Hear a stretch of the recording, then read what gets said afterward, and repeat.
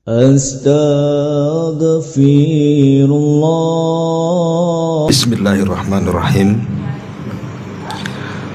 Assalamualaikum warahmatullahi wabarakatuh.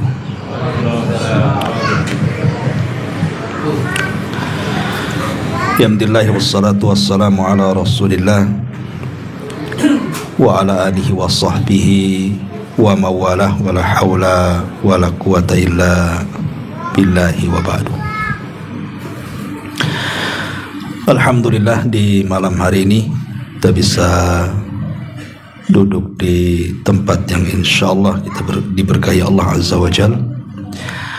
Salawat dan juga salam kita hadiahkan kepada Rasul kita Nabi besar Muhammad sallallahu alaihi wa ala alihi wasallam.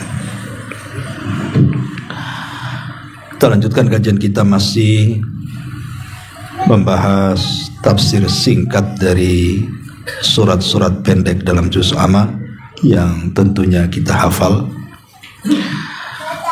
Dan malam ini kita akan membahas surat selanjutnya.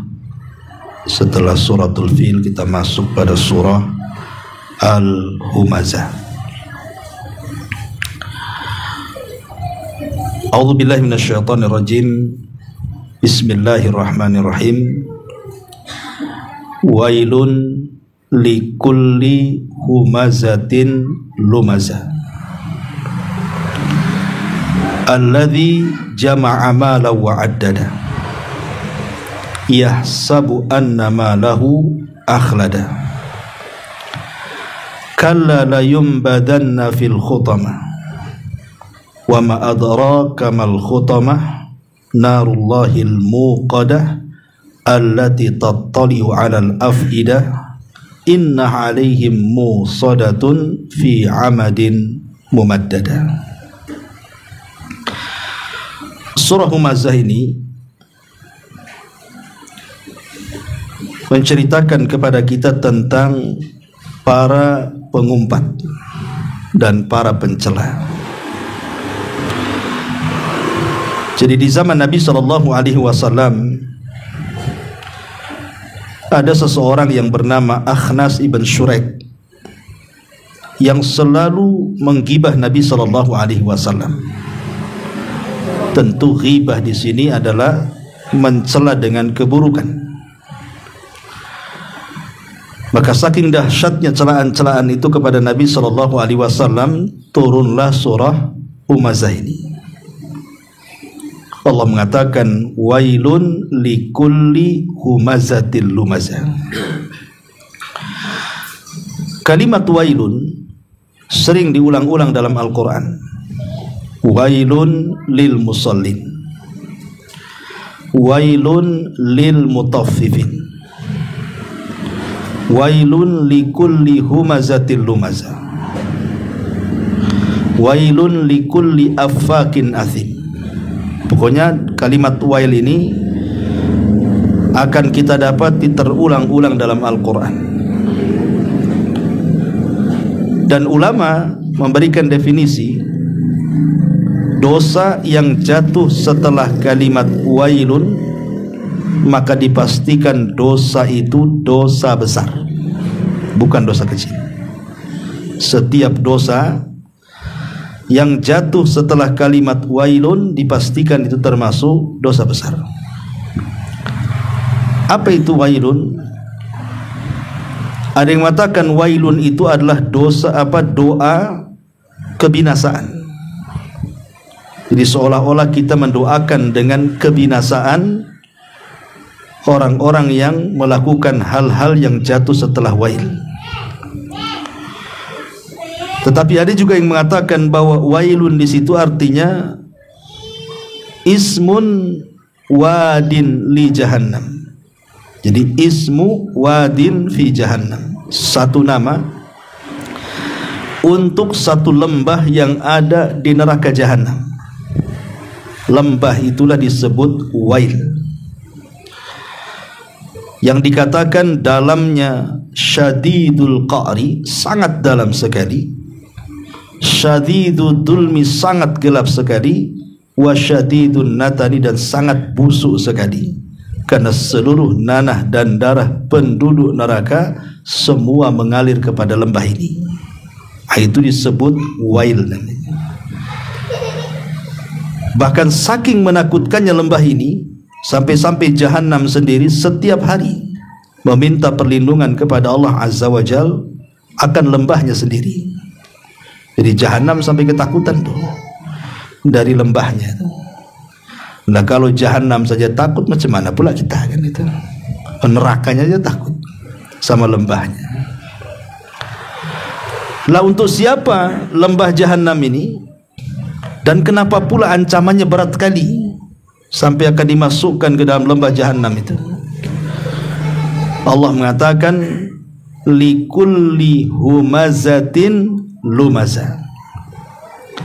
Humazah dan lumazah ini sebenarnya dua-duanya bagian daripada ghibah. Jadi dua-duanya, baik humazah itu bagian daripada ghibah, lumazah juga bagian daripada ghibah. Cuman bedanya kalau humazah itu ghibah dengan perbuatan, kalau lumazah ghibah dengan ucapan. Karena ghibah itu tidak mesti dengan ucapan, bisa dengan perbuatan, seperti dengan kedipan mata, dengan gelengan kepala, dengan gerakan tangan, dengan gerakan badan, dengan lisan dengan lidah dikeluarkan. Pokoknya badan kita bergerak. Hammazin masya'in binamin. Ya. Beda dengan lumazah. Kalau lumazah itu ghibah dengan lisan. Jadi memburuk-burukan orang dengan lisannya, menjelek-jelekan orang dengan lisannya, mengadu domba dengan lisannya, itulah disebut dengan lumazah. Ada yang kemudian juga ulama tafsir mengatakan terbalik. Kalau humazah dengan lisan, kalau lumazah dengan perbuatan. Tapi ada juga yang kemudian mengatakan humazah ya lumazah, lumazah ya humazah, dua-duanya sama sebenarnya. Tapi yang jelas bahwa bentuk gibah apapun, baik dengan perbuatan ataupun dengan lisan, dua-duanya tercela. Humazah tercela, lumazah juga tercela. Artinya kalau orang jatuh kepada humazah, maka dia mendapatkan wail.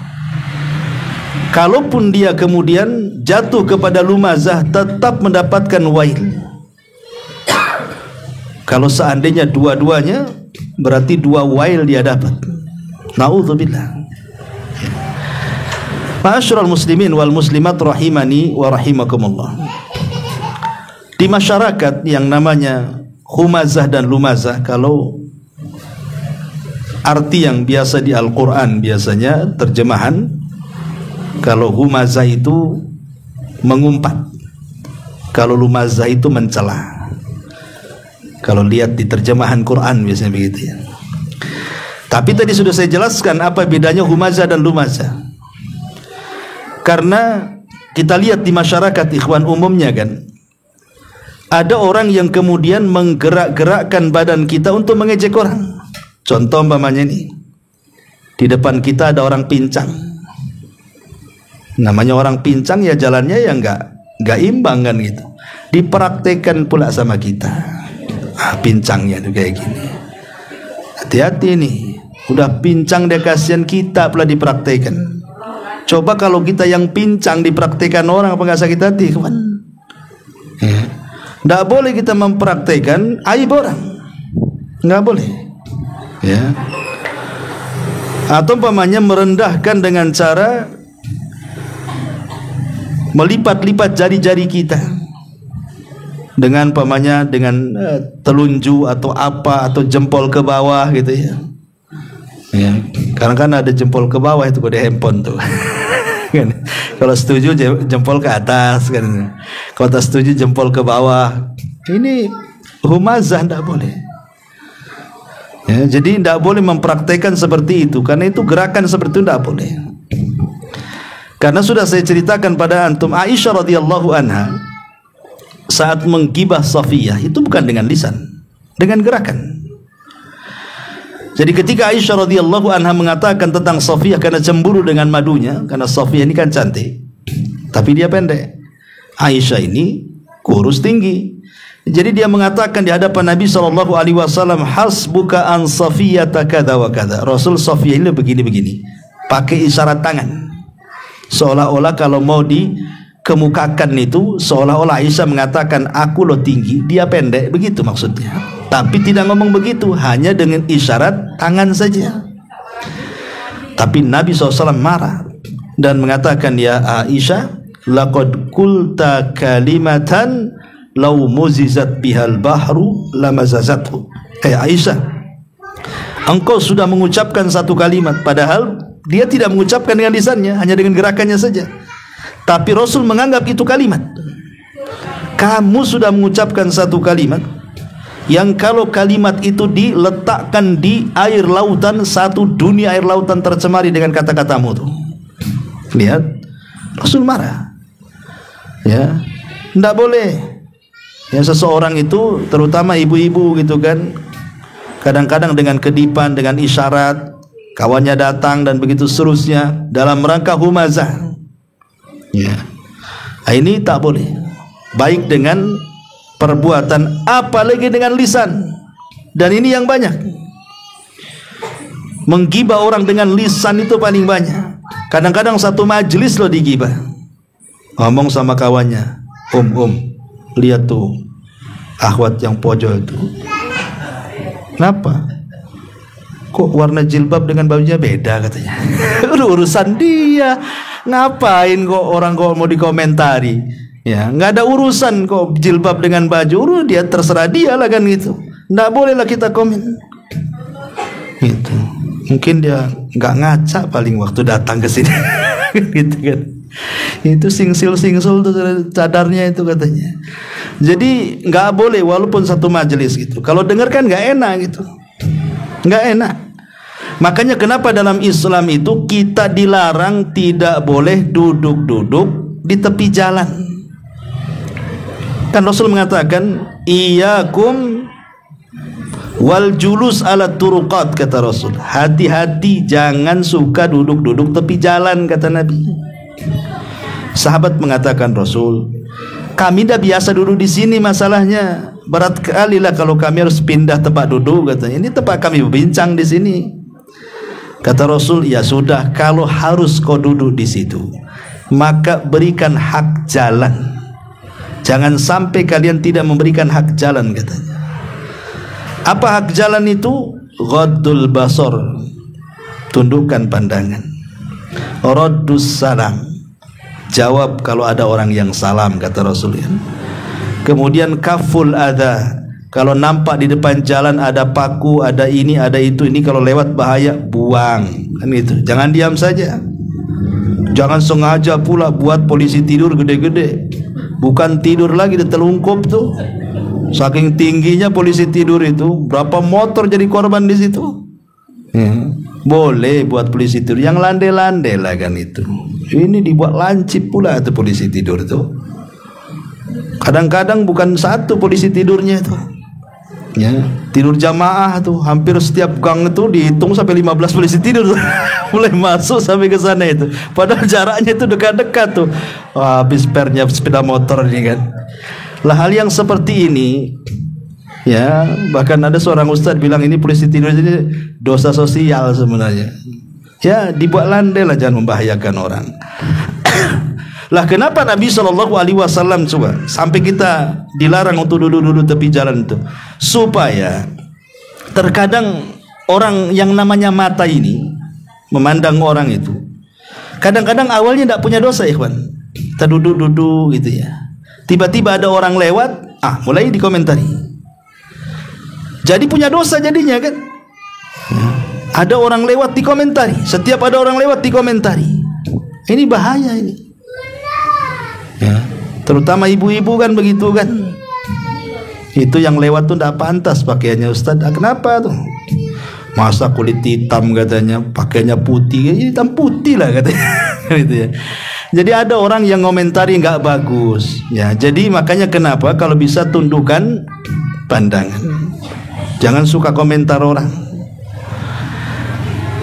Karena kalau kita lihat dari ujung kepala sampai kaki, ikhwatu fiddin yang dimuliakan Allah Azza wa Jalla, yang paling banyak melakukan dosa itu apa? Tangan? Tidak. Kaki? Tidak juga. Sekali-kali saja tangan tuh mukul, atau kaki jalan ke tempat maksiat, sekali-kali saja. Ataupun mata memandang, telinga mendengar, itu sekali-kali. Yang banyak melakukan dosa itu, yang tidak bisa direm itu lisan. Lisan ini yang paling banyak dosa. Susah untuk direm lisan ini. Walaupun janji nih umpamanya, biasanya begini nih, permulaan gibah itu biasanya ini, biasa ibu-ibu ya, ini rahasia ibu-ibu nih saya bongkar nih ya. Jadi biasanya gini, kalau ada berita nih, tahu nggak si Anu tuh? Kenapa? Tapi sebelum saya ceritakan jangan bilang-bilang ya. Itu rahasianya, jangan bilang-bilang. Sebelum ngomong itu lu kuncinya tuh, jangan bilang-bilang ya katanya. Ya enggak bilang-bilang, ceritakan aja. Mulai cerita tuh. Nanti pulang tuh ke rumah tuh, ngomong pula sama lakinya tuh, Bang, kenapa? Ada informasi nih katanya. Padahal udah ngomong jangan bilang-bilang itu kan. Di situ gibah itu mulai dari kalimat jangan bilang-bilang. Karena di zaman Nabi SAW ada seorang namanya Atikah. Atikah itu bibi Nabi. Sebelum terjadi perang Badar, Atikah ini bermimpi. Mimpinya aneh banget. Di mana ada seekor unta bisa naik ke atas Ka'bah. Padahal unta itu kecil, Ka'bah itu besar tinggi. Cemana naiknya kecuali naikkan. Loncatlah unta ini dari bawah ke atas Ka'bah tuh. Ya namanya mimpi. Ya bisa aja lah orang mimpi. Terus unta ini sudah naik di atas Ka'bah, bisa ngomong pula unta ini dan mengatakan, keluarlah kalian dalam 3 hari katanya, karena kehancuran sudah dekat kepada kalian katanya. Kemudian Atikah terbang. Diceritakanlah sama saudara laki-lakinya Abbas ibn Abdul Muttalib, paman Nabi, dan mengatakan, ya Abbas, semalam saya bermimpi. Apa Atikah, kau mimpi apa katanya? Ceritakan oleh Atikah. Karena mimpi itu aneh dan kesannya membahayakan keamanan Quraisy, jadi Abbas ini kemudian mengatakan kepada Atikah, jangan kau ceritakan mimpi ini kepada orang. Abbas ngomong gitu, jangan ceritakan mimpi ini kepada orang. Tiba-tiba Abbas keluar, ketemu dengan Rabi'ah itu, Al-Walid ibn Rabi'ah itu. Rabi'ah sini katanya. Kenapa? Si Atikah tuh saudaraku katanya, kemarin dia mimpinya aneh, tapi jangan kau bilang-bilang ya katanya. Padahal si Abbas ini ngomong sama Atikah jangan bilang-bilang, dia pula bilang sama orang. Coba bayangkan kan. Akhirnya kemudian Al-Walid ibn Rabi'ah ini pulanglah ke rumahnya, jumpa pula dengan bapaknya Rabi'ah. Diceritakan pula, Pak, kenapa? Aku baru jumpa dengan si Abbas katanya. Kenapa emang si Abbas? Dia cerita apa? Itu saudarinya si Atikah mimpi ini, mimpi itu katanya. Oh betul ya, tapi tolong Pak jangan bilang-bilang Pak katanya. Akhirnya dari kalimat jangan bilang-bilang, satu Quraisy tahu semua. Abu Jahalnya tahu. Marah Abu Jahal ya, bilang sama si Abbas itu, kami udah gondok dengan laki-laki, maksudnya Rasulullah itu ngaku-ngaku punya wahyu, sekarang pula wanita ngaku punya wahyu, jadi 2 lah nabinya nanti kata si Abu Jahal itu kan. Lihat kan tuh bahasa jangan bilang ini bahaya ya. Jadi kalimat lumazah itu adalah kalimat yang sangat bahaya, karena itu bagian daripada ghibah. Subhanallah. Karena lisan ini adalah yang paling bahaya dalam anggota badan kita. Maka wajar kalau seandainya balasan orang yang tidak bisa menjaga lisan itu adalah neraka. Ketika Mu'adz bin Jabal radhiyallahu an bertanya kepada Rasul, apakah lantaran lisan-lisan kita dimasukkan ke dalam neraka? Maka kata Nabi SAW, celaka ibumu wahai Mu'adz. Wa hal yakubbun nas fi nari jahannam illa hasaidu alsinatihim, kata Rasul. Mu'adz, celaka ibumu, katanya. Tidaklah kebanyakan manusia dimasukkan ke dalam jahanam itu kecuali akibat buah lisan-lisan mereka. Karena dengan lisan orang bisa dipukul. Gara-gara lisan orang bisa dipukul. Tersinggung kelahi, dipukul dia. Gara-gara lisan orang dipenjara. Berapa banyak orang yang kemudian mengeluarkan statement-statement, akhirnya mungkin isinya merendahkan orang, menghina orang, dimasukkan YouTube, kena undang-undang ATI. Akhirnya dilaporkan ke polisi, masuk penjara dia. Ya kan? Gara-gara lisan orang bisa mati. Orang tersinggung dengan lisannya, ambil golok tusuk dia, kurang ajar dia menghina saya, menghina istri saya, menghina anak saya, menghina mak bapak saya. Dibunuh. Gara-gara lisan orang bisa mati. Gara-gara lisan orang bisa diusir. Banyak orang yang saudara-saudara kita tampung awalnya di rumah, kan itu. Entah ngomong apa, diusir. Ngapain kau di sini? Pulang kau kampung sana. Kan gitu. Lihat, gara-gara lisan tuh macam-macam tuh. Gara-gara lisan orang bisa bercerai. Suami istri bisa cerai. Gara-gara lisan, macam-macam lisan nih. Memang bahaya sekali lisan ini.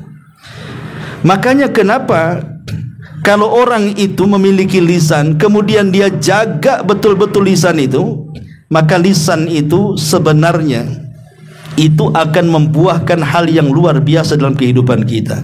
Sebab logikanya begini, ikhwan, kalau kita bicara dan isi pembicaraannya itu baik, isi pembicaraannya itu santun, isi pembicaraannya itu memang ditata dengan rapi, tidak menyinggung orang, tidak menyinggung perasaan orang, yang ngomongnya saja enak. Enak yang ngomongnya itu, yang mendengarnya pun sedap. Enak kali ngomong sama dia itu, halus, santun, ya. Malaikat pun suka nyatat, ya. Ma yalfidu min qaulin illa ladaihi raqibun atid. Dan setiap kalimat berpahala dan dijanjikan surga. Itu kalau kalimat yang keluar kita baik itu. Tapi kalau kalimat yang keluar itu jahat, buruk, yang ngomong aja nyesel kadang-kadang. Apalah saya tadi ngomong begitu, nyesel saya. Kalau bisa dicabut, tentu orang itu nggak ngelaporin saya ke polisi gitu. Udah dilaporin polisi baru pusing dia. Salah siapa? Kamu yang ngomong mencaci maki sekarang dilaporin, kan itu. Nyesel dia. Orang yang dengar sakit hati dia. Mau dendam aja tuh rasanya itu yang dengar itu. Malaikat pun mencatat buruk semuanya. Neraka nunggu dia. Jadi sebenarnya kita lihat buah orang yang mengucapkan kalimat yang baik dengan buah orang yang mengucapkan kalimat yang tidak baik di sini. Makanya Allah Subhanahu wa taala memperingatkan di sini, wailun likulli humazatil lumazah. Wailun likulli humazatil lumazah. Ingat ya. Karena terkadang kalau celaan ini berkaitan dengan agama, itu bisa sampai tingkat kufur. Jadi kalau seseorang itu menggibah, mencela, mencaci, memaki dengan lisannya, dan itu merendahkan agama, maka bisa keluar dari Islam orang kayak gitu. Allah mengatakan, Qul abillahi wa ayatihi wa rasulihi kuntum tastahzi'un la ta'tadhiru qad kafartum ba'da imanikum. Apakah dengan Allah, dengan ayat, dengan Rasul kalian mengolok-olok dengan lisan kalian? Jangan cari-cari alasan, kata Allah. Kalian sudah kufur setelah keimanan kalian. Tapi kalau yang dimaksud mencela, menghina itu maksudnya sesama manusia, walaupun tidak sampai tingkat kufur, tapi ini masuk dalam kabairudz dzunub, masuk dalam dosa besar. Ya, makanya Allah mulai dengan kalimat wailun, celaka dia. Maka jangan sampai kita ini tidak menjaga lisan, karena lisan ini subhanallah ya. Paling kalau seandainya ada tailor jahit lisan tuh kita jahitkan aja lah kan itu, pakai resleting. Ya, waktu ngomong buka resletingnya, nggak ngomong tutup lagi kan itu. Karena nggak ada resletingnya itu makanya ngomong aja itu masalahnya. Masa kitanya mulut baskom tuh apa tuh? Yang suka ngomong tuh. Ya, mulut ember. Embernya bukan gede, ember cat tuh. Taib. Kemudian Allah Subhanahu wa taala mengatakan wailun likulli humazatil lumazah alladzi jama'a malan wa addada. Orang yang suka mengumpul-ngumpulkan harta dan menghitung-hitungnya. Pertanyaan, kenapa setelah Allah Subhanahu wa taala bicara soal larangan mencela, larangan mengumpat, larangan menggibah, sekarang bicara pula soal harta? Apa hubung kait harta dengan celaan, dengan umpatan, dengan gibahan itu? Begini ikhwan, Quran ini tentu kalimat-kalimat setelahnya itu pasti ada hubung kait dengan kalimat sebelumnya tuh. Kenapa sampai dikaitkan harta dengan ungkapan celaan dan umpatan itu? Karena umumnya orang-orang yang suka merendahkan dengan lisannya, umumnya orang-orang yang suka merendahkan dengan perbuatannya, itu mereka yang punya harta. Umumnya, bukan berarti yang tidak punya harta tidak ghibah, tidak. Maksudnya umumnya orang-orang yang merendahkan orang itu biasanya orang yang punya harta tuh. Yang punya harta merendahkan yang tidak punya harta, yang punya pangkat merendahkan yang tidak punya pangkat, yang punya jabatan merendahkan yang tidak punya jabatan. Kan umumnya seperti itu di masyarakat itu. Makanya Allah kaitkan antara humazah dan lumazah dengan jama'a malan wa addadah tuh. Dari sini kita tahu kata para ulama bahwa harta itu sirrut tughyan, rahasia bejatnya orang. Itulah. Jadi harta itulah rahasia bejatnya orang. Waktu miskin, senyum, maunya apa, mau ngobrol. Udah kaya, lewat aja kaca mobil tak mau diturunkan, digelapkan pula kacanya tuh. Yang lubangnya kecil aja untuk nonton ini. Jadi ada orang-orang yang subhanallah ya, dengan kekayaan itu jadi sombong tuh. Dari sini Allah Subhanahu wa taala isyaratkan dalam Al-Qur'an, kalla innal insana la yatgha an ra'ahus taghna. Sekali-kali janganlah manusia itu suka melampaui batas apabila Allah bentangkan rizki kepadanya. Karena umumnya manusia itu kalau sudah dibentangkan rizki, maka dia mudah melampaui batas. Ini Allah yang mengatakan seperti itu. Dan kenyataan di masyarakat juga gitu. Kaya sombong, kan biasa tuh bahasa-bahasa seperti itu. Kita sering dengar tuh. Tuh miskin aja dia begini-begini, udah kaya dah sombong kali dia. Kadang bahasa-bahasa yang seperti terlontar tuh. Tapi di sini Allah mengatakan jama'a malan. Kalimat malan harta dalam bahasa kita. Bahasa Arabnya malan. Dari kalimat mala yamilu mailan. Dalam bahasa Arab mala yamilu itu artinya condong, kecondongan. Ya. Maksudnya condong itu bukan amalan badan. Kecondongan itu amalan hati. Orang saya condong ke sini, condong ke sana, itu bukan amalan badan, itu amalan hati. Disebut harta itu dalam bahasa Arab mal karena hati kita ini ingin memiliki. Makanya dalam bahasa Arabnya harta itu disebut mal karena hati kita ini pengen punya, pengen memiliki. Itu disebut mal. Ketika hati kita ini kepengen gitu ya kepada sebuah benda, berarti benda itu disebut harta. Dalam bahasa Arabnya malun.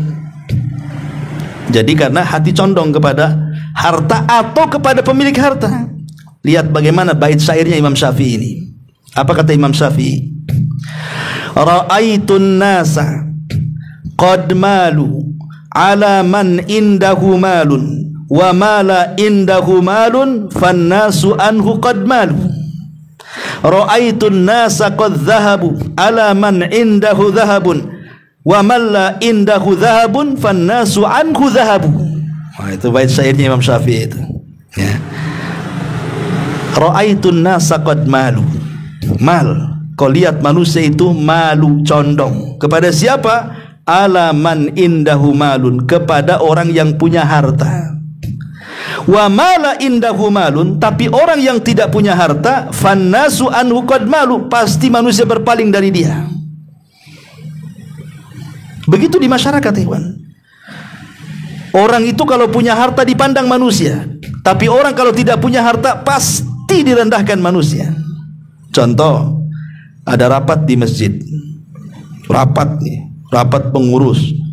Di situ ada ketua yayasan dan penggawa-penggawanya. Di situ ada imam, pak imam dan ustadznya. Di situ pula ada muhsininnya, pendananya. Rapatlah di situ. Terjadilah selisih paham antara pak imam dengan donatur. Ini yayasan ini tengah-tengah nih, ya. Kira-kira mau milih donatur pak imam tuh? Ini kalau donatur pergi nggak ada lagi ngasih duit ke masjid, nih bahaya ini katanya. Kalau imam bisa dipecat, ganti lagi besok kan gitu ya. Nah, ini kan bahaya nih. Ya.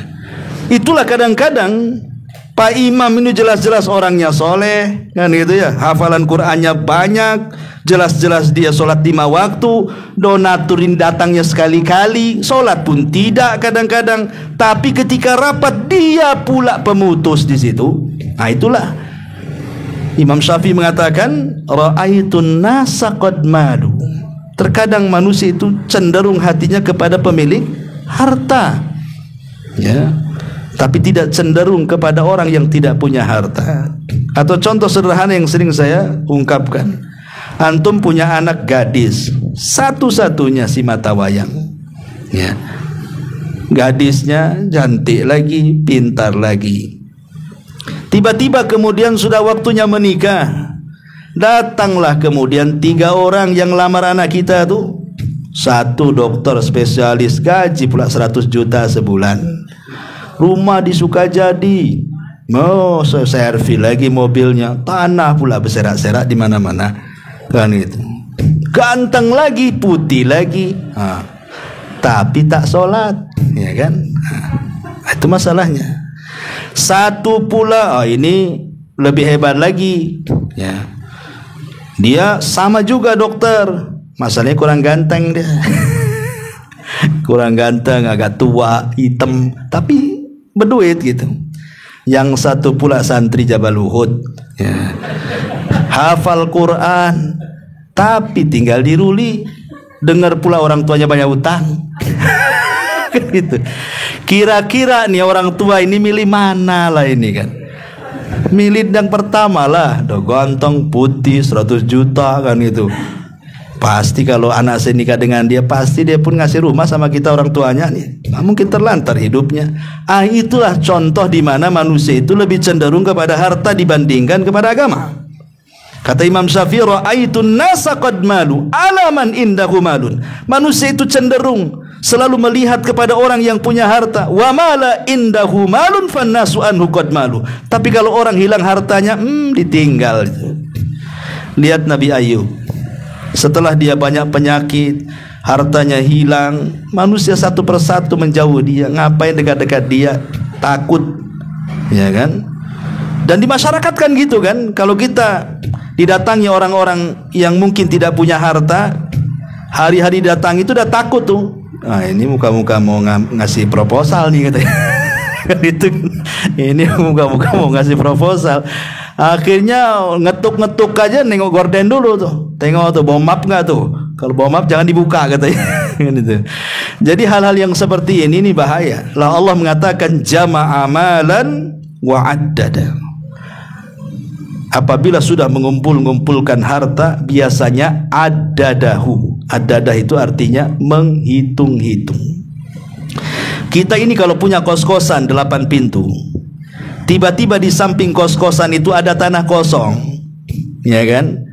Mesti kita tanya, itu tanah kosong dijual nggak tuh? Apa tanya? Mau nambah kamar katanya. Mulai kan? Nggak puas dengan 8 pintu itu, padahal itu sudah cukup kalau untuk hidup saja. Tapi tidak, manusia itu tidak akan puas dengan harta. Pasti dia ingin lagi. Dia udah dibeli nih, dibangun tuh, nampaklah rumah sebelah kosong, ya. Mau dijual nggak rumahnya tuh? Karena kopel dengan rumah dia terus gitu kan. Kalau bisa tukang tuh milih dia semua tuh. Ya. Itulah memang jiwa manusia. Dan kalau bisa apa yang orang miliki dia miliki itu.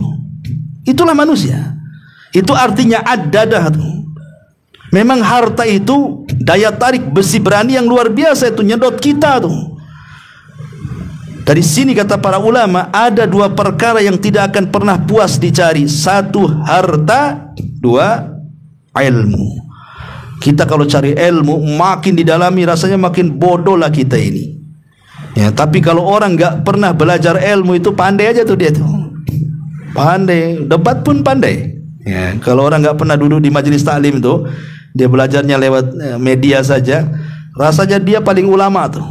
Kata Imam Syafi'i, aku lo berdebat dengan banyak ulama, tidak pernah dikalahkan kecuali debat sama orang bodoh, kalah aku katanya. Karena orang bodoh ngeyel biasanya, kan itu ya. Jadi kalimat wa'addadah ini, kenapa di kalimat wa'addadah di sini ketika kita mengumpulkan harta itu tumbuh rasa hubbud dunya. Orang kalau sudah mengumpulkan harta nanti akan tumbuh yang disebut dengan penyakit hubbud dunya, cinta dengan dunia. Ketika sudah cinta dengan dunia, itulah wa'addadah. Akhirnya terus membilang-bilang. Kalau bisa bertambah. Dan kalau sudah seperti itu, maka akan masuk ke penyakit yang lebih parah apa? Karahiyatul maut, benci kematian. Inilah yang melemahkan umat Islam di akhir zaman. Ketika penyakit wahan itu kelemahan. Ketika ditanya apa itu wahan wahai Rasul, maka Rasul mengatakan hubbud dunya yang mengantarkan kepada karahiyatul maut. Kalau orang sudah cinta dunia pasti takut mati. Iyalah, sekarang saya ini dari kecil, remaja dewasa, akhirnya kemudian sukses, sudah tua, sudah kaya, mati. Kan rugi kan begitu ya. Kapan saya menikmati? Dari kecil saya capek bontang-banting, kepala di bawah, kaki di atas, kering kelontang, keringat bercucuran, sudah kaya gitu ya, udah tua, mati pula. Kalau bisa, kalau maunya nih orang-orang yang sudah tua baru kaya nih, kalau bisa ya Allah tambahkanlah usiaku 100 tahun lagi, bagus lah katanya. Biasanya begitu tuh. Ya. Sebenarnya di sini ayat ini mengisyaratkan mengumpulkan harta itu tidak tercela dalam Islam. Kalimat jama' amalan, mengumpulkan harta. Asal mengumpulkan harta itu tidak tercela. Buktinya 10 sahabat yang dijanjikan masuk surga itu semua orang kaya. Abu Bakar orang kaya, Utsman orang kaya, Abdurrahman bin Auf orang kaya. Ya. Siapa lagi? Abu Ubaidah. Enggak, Abu Ubaidah orang miskin. Kemudian banyak sekali orang-orang kaya yang mereka menjadi penyumbang daripada Islam. Jadi mengumpulkan harta itu tidak tercela. Yang tercela itu kalau harta yang kita kumpulkan itu, satu, dimasukkan ke dalam hati, dua, tidak pernah dikeluarkan haknya. Dua ini yang tercela nih. Kalau harta yang dikumpulkan masuk ke dalam hati, berarti mengosongkan, memenuhkan hati dengan harta yang harusnya dikosongkan untuk Allah Azza wa Jalla. Karena begini ya, kalau harta itu sudah masuk ke dalam hati, walaupun tak banyak, tiba-tiba hilang, itu kayak kiamat ikhwan. Ya, pamannya nih ke pasar ibu-ibu, dompet pula jatuh, isinya 1 juta, kayak kiamat besar. Ya, itu mikirnya lama kali, padahal di banknya itu masih banyak ratusan juta tuh, gara-gara dompet hilang. Ya Ustaz, di dompet itu ATM banyak situ katanya. Pokoknya itu kalau harta. Tapi kalau harta itu sebatas di tangan saja, dia kalaupun datang ya datang ke tangan, kalaupun pergi dari tangan, hati tidak terlibat, maka akan tenang. Sebanyak apapun harta hilang, hati tidak akan berubah. Itulah yang disebut dengan zuhud namanya. Meletakkan harta di tangan dan jangan coba-coba meletakkan di hati. Yang kedua, keluarkan haknya, zakatnya, sedekahnya, biar harta itu jadi berkah. Sebab kalau seandainya tidak dikeluarkan, maka akan ditanya di hadapan Allah, min aina iktasabahu wa fima anfaqahu. Dari mana kau dapat, ke mana kau belanjakan? Itu akan ditanya dua-duanya tuh. Makanya sering saya katakan manusia itu ada 4 kelompok. Satu, orang yang mencari harta dengan cara halal, kemudian diinfakkan pula dengan halal, maka orang ini dapat pahala banyak. berkah hartanya. Dua orang yang mencari harta dengan cara halal, diinfakkan pula dengan cara haram. Capek dia kerja dari pagi sampai sore, sudah 1 bulan gajian, mabok pula lah dia.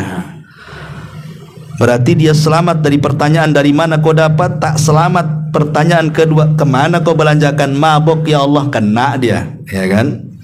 Kemudian yang ketiga, caranya haram pula dia, kayak Robin Hood, ya, untuk bangun masjid.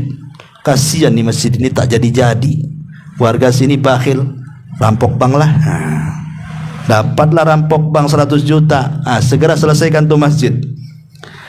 Memang betul niatnya baik untuk infak ke masjid, tapi Allah itu thayyibun la yaqbalu illa thayyiban. Allah itu baik, tidak menerima kecuali yang baik-baik, ya. Dia selamat dari pertanyaan kedua, kemana kau infakkan? Bangun masjid ya Allah. Kemana kau, dari mana kau dapat? Rampok bangga, kena kamu, ya. Tapi yang lebih parah itu yang terakhir. Sudah caranya haram, diinfakkan ke yang haram, pasang togel, dapat mabok. Nah, ini kan kuadrat nih, ya. Maka yang seperti ini nih yang tercela sekali. Jama'a malan wa addada, yahsabu anna malahu akhlada. Ini efeknya nih. Kalau orang sudah ngumpulkan harta, kemudian menghitung-hitung, otaknya hanya dua duit saja kan gitu ya, maka yahsabu anna malahu akhlada, maka dia kira bahwa harta itu akan mengekalkan dia. Baik pandangan orang miskin kepada yang punya harta, atau pandangan orang kaya sendiri kepada hartanya. Contoh pandangan orang miskin kepada orang kaya. Gini ikhwan, orang kalau banyak duitnya, pandai merawat badannya, bolak-balik masuk salon, kurang cantik silikon gitu ya, itu usia 50 itu macam 30 tuh. Kalau bolak-balik itu perawatan kulit, sauna, pokoknya make upnya yang mahal-mahal tuh, ya. Itu orang kaya tuh. Padahal kalau nengok KTP-nya, udah 50 tahun ya, kok nampak 30 tahun? Iyalah perawatan katanya kan gitu. Tapi kalau orang nggak punya uang tuh, yang diruli-ruli itu, ya, susah dia mau makan pun susah. Terpaksalah dia cari rongsokan sana sini kan itu. Kenalan, berapa usianya? Masih 20, macam 40 tahun awak nih katanya. Kan gitu ya. Ya memang karena nggak pernah perawatan, nggak punya duit kan. Apa yang mau dirawat? Duit pun tak punya, mau makan pun susah kan itu. Hari-hari ya mikir, akhirnya mulailah jatuh alisnya, mulai bengkok ininya itunya. Nampaklah tua dia. Padahal tengok KTP, masih 20 tahun, macam 50 awak nih katanya. Yang satunya orang kaya, banyak perawatan, nggak ngaku usianya dia. Berapa? 30 tahun katanya. Tengok KTP, udah 60 tahun, kaget orang tuh kan. Jadi pandangan orang kepada orang yang punya harta itu macam tak tua-tua, macam awet muda, macam tak mau mati gitu maksudnya. Dia salah. Mau perawatan macam manapun tuh, kalau waktunya mati ya matilah kan begitu ya. Idza jaa ajaluhum la yastakhiruna sa'ata wa la yastaqdimun. Kalau datang ajalnya tidak mungkin maju, nggak mungkin mundur, pasti pas waktunya. Itu pandangan orang yang tidak punya harta kepada yang punya harta, seolah-olah harta mengekalkan dia. Dan pandangan orang yang punya harta kepada hartanya juga sama. Tenang, kalau harta banyak enaklah, sakit pun masih bisa lah ke rumah sakit yang paling hebat di sini. Di mana? Di awal bros. Nggak bisa nangani awal bros, ke Melaka. Nggak bisa ke Melaka, ke Cina sana, kita cangkok ginjal di sana katanya. Kadang orang sampai berpikir bahwa dikiranya rumah sakit yang canggih-canggih di dunia itu bisa melawan kematian. Tidak, kematian itu tidak bisa dilawan dengan obat ataupun operasi. Nggak ada yang bisa melawan kematian. Jama'a malahu wa addada yahsabu anna malahu akhlada. Karena Allah mengatakan kalla, udah jam 9 nih, kalla la yumbadanna fil khutama. Kalla la yumbadanna fil khutama. Kalimat kalla la yumbadanna fil khutama artinya orang ini sekali-kali jangan seperti itu. Janganlah sampai kemudian lisan ini tidak terjaga, mengumpat, mencela gara-gara punya harta ini, jangan seperti itu. karena kalian akan dilempar ke neraka hutama. La yumbadanna fil khutama. Kemudian Allah mengatakan, wa ma adraka mal khutama. Tahukah kamu apa itu khutama? Narullahil muqadah. Itulah api yang sangat menyala-nyala tuh, yang sangat panas. Api di dunia itu, ikhwan, itu hanya satu bagian daripada 70 bagian api neraka. Yang satu bagian saja panasnya sudah bisa membakar satu bumi ini. Kalau seandainya api dunia yang satu bagian dari 70 bagian api neraka itu untuk mengazab penduduk bumi sudah cukup sebenarnya. Jangankan cerita api, arang saja yang baru dibakar sudah hilang apinya tapi masih merah, baranya saja kita tidak bisa megangnya tuh. Bagaimana apinya? Ini bagaimana 70 panas dijadikan satu dalam jahanam, coba. Oh, satu bagian saja kita tidak bisa untuk memegangnya. Itulah api neraka seperti itu. Allah mengatakan, wa ma adraka mal khutamah narullahil muqadah allati tattali'u 'alal afida. Di mana api itu akan menyiksa bukan hanya sampai setakat kulit, tapi sampai ke hati. Kenapa siksaannya sampai ke hati? Karena orang yang suka ghibah, orang yang suka mencela, orang yang suka mengumpat sudah menyakiti hati orang. Maka al jaza min jinsil amal. Sebagaimana engkau menyakiti hati orang, sekarang azab di akhirat Allah buat sakit hatimu dengan cara dibakar neraka. Hati-hati, karena begini ya, ada istilah di masyarakat tuh kan, kalau luka karena sebuah senjata bolehlah diobati, tapi kalau luka gara-gara lisan itu lama terobati. Dan bahasanya kan begitu ya. Orang kalau sudah kena silet lisan orang, lama itu sakitnya. Makanya ada istilah, lebih baik sakit gigi daripada sakit hati. Walaupun kalau saya sih janganlah, sakit hati aja lah kan. Sakit juga gigi itu kalau udah sakit kan itu. Tapi maksudnya, orang kalau udah sakit hati itu kan biasanya putus asa, coba. Putus asa. Gara-gara hatinya nih disentuh, gara-gara orang nggak mau keluar rumah. Nggak mau keluar rumah. Ayolah main ke ruang, nggak mau, malas tengok si dia tuh, ya. Kalau orang sudah tidak suka dengan orang gara-gara lisan tuh, di majelis saja dia nggak gusar tuh. Kenapa orang ini kok datang katanya, ya. Tapi kalau dia pergi, alhamdulillah katanya dia nggak di sini katanya. Orang kan begitu, kalau hati udah sakit itu, masya Allah ya. Tapi masalahnya memang manusia itu tidak lepas daripada 3 perkara ini yang jadi masalah. Satu, bahwa dunia ini bukan tempat tenang-tenang, bukan tempat istirahat, bukan tempat untuk leha-leha. Tidak, dunia ini tempat bala, tempat ujian. Setiap manusia diuji kemudian hilang, pasti datang ujian lain. Itulah sifat dunia. Yang kedua, manusia tidak lepas dari lisan manusia. Siapa yang lepas dari lisan manusia? Nggak ada. Manusia itu tidak mungkin lepas dari lisan manusia. Sehebat apapun kita menjauh dari lisan manusia, tetap lisan manusia itu akan sampai kepada kita. Contoh, Anda tidak usah keluar rumah lah, ngurung diri saja. Kenapa ngurung diri? Malas ketemu orang. Nanti ngomong begini, nanti orang ngomong pula tentang saya. Coba antum lakukan, jangan keluar rumah. Kira-kira ada nggak yang ngomong sama antum? Ada, pasti ada yang ngomong. Jangan sakit jiwa orang itu. Kenapa? Tidak pernah keluar rumah tuh. Coba bayangkan. Ada, padahal orang itu nggak mau keluar rumah. Itu maksudnya biar tidak diomongin orang. Malah orang-orang satu RT ngomong dia. Kenapa lah ibu itu tak pernah keluar rumah ya? Jangan sakit ya, jangan gila, jangan frustasi, jangan bunuh diri pula. Tengok-tengok nanti mati katanya. Kan itu ya. Lah, kalau yang berusaha menghindar saja tidak bisa terhindar dari lisan manusia, macam mana pula orang yang kepo ke sana kemari. Kepo ini bahasa apa ya? Bahasa Korea ya. Ya, kepo. Ya, kayak polisi, ya, nanya-nanya aja kan.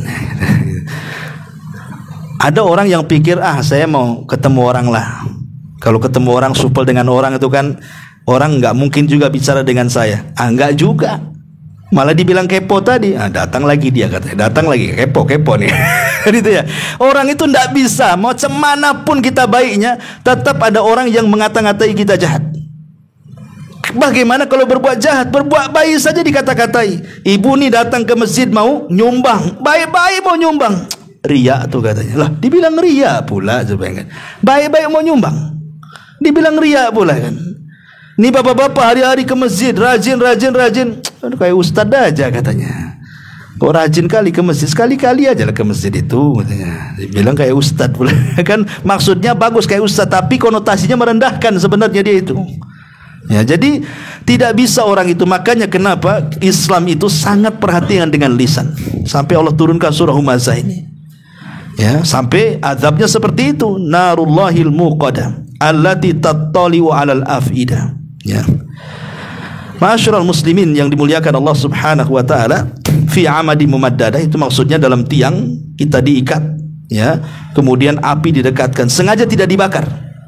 Lihat, hukuman para pengumpat nanti di neraka itu tidak dibakar, sebab kalau langsung dibakar dia enak saja, langsung mati kan. Orang kalau dibakar kan langsung mati.